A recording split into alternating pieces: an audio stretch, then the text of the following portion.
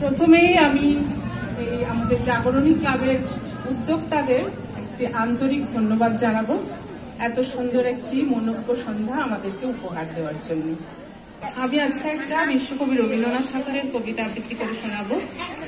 কবিতা আগমন।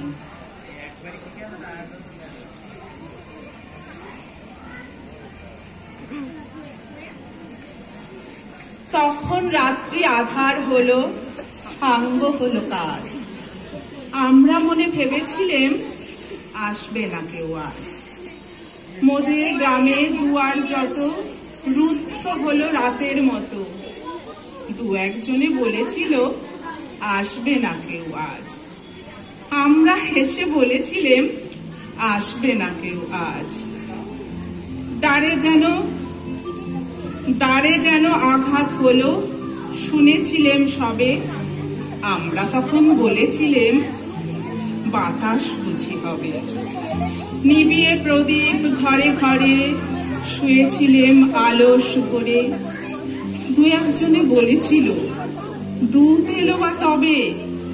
আমরা হেসে বলেছিলেম বাতাস বুঝি হবে।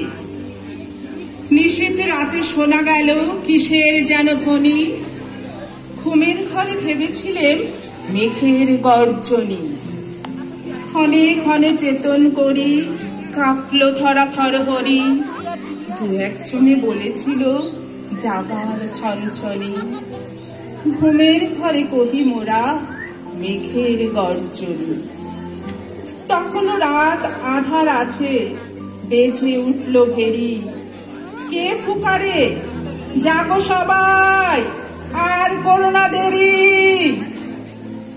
বক্ষ পরে দু হাত চেপে আমরা সবাই উঠি কেঁপে।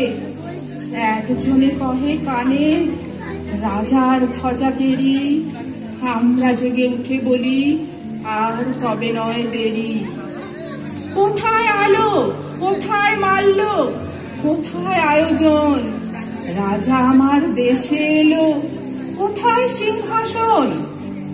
হায় রে ভাগ্য, হায় রে লজ্জা, কোথায় সভা, কোথায় শয্যা।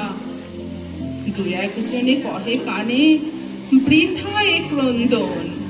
রিক্ত করে শূন্য ঘরে করো অভ্যর্থন। ওরে দুয়ার খুলে দে রে, বাজা শঙ্খ বাজা।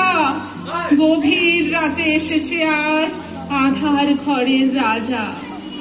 অস্ত্রটাকে শূন্য তলে মৃত্যুতে যে ঝিলিক চলে।